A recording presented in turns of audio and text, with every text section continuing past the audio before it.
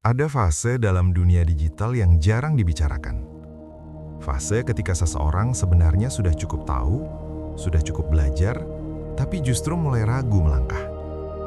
Bukan karena kurang informasi, justru karena terlalu banyak informasi yang masuk bersamaan. Di satu sisi, ada suara yang bilang harus cepat. Di sisi lain, ada suara yang bilang harus sabar. Ada yang mendorong untuk ekspansi, ada yang menyarankan fokus. Semua terdengar masuk akal. Semuanya terlihat benar.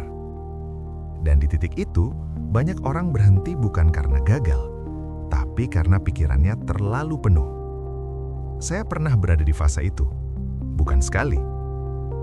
Saat kita melihat terlalu banyak contoh keberhasilan orang lain, tanpa sadar kita mulai membandingkan ritme hidup kita sendiri dengan ritme orang lain.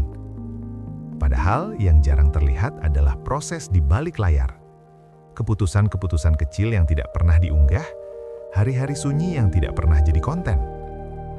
Dunia digital sering menampilkan hasil, tapi jarang memberi ruang untuk membahas ketahanan. Kita diajarkan cara memulai, tapi jarang diajak berpikir tentang cara bertahan. Bertahan bukan berarti terus bergerak tanpa henti. Kadang bertahan justru berarti berhenti sebentar. Mengurangi noise, mengurangi ekspektasi, mengurangi dorongan untuk selalu terlihat maju. Ada masa ketika yang paling kita butuhkan bukan strategi baru, melainkan kejelasan tentang apa yang sedang kita bangun dan untuk siapa sebenarnya semua ini dilakukan. Di fase itu, pelan-pelan saya belajar membedakan mana dorongan yang datang dari kebutuhan dan mana yang hanya datang dari rasa takut tertinggal. Karena bergerak karena takut, rasanya selalu melelahkan. Tapi bergerak karena paham arah, rasanya lebih ringan, meski jalannya lebih lambat. Banyak orang mengira bertahan di dunia digital itu soal mental baja. Padahal seringkali yang dibutuhkan justru mental yang jujur. Jujur pada kapasitas diri, jujur pada fase hidup, jujur pada apa yang ingin dikejar dan apa yang bisa dilepaskan.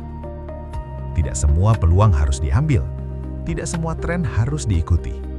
Tidak semua jeda adalah kemunduran. Kadang justru dari jeda itulah arah menjadi lebih jelas. Kalau dunia terasa terlalu ramai, mungkin masalahnya bukan di dunia itu sendiri. Mungkin kita hanya terlalu lama berdiri di persimpangan tanpa benar-benar memilih jalan. Mungkin bertahan bukan soal seberapa keras kita melawan arus, tapi seberapa tenang kita mengenali arah sendiri. Di tengah dunia yang terus bergerak dan bersuara, kadang yang paling perlu kita jaga bukan kecepatan, tapi kejernihan.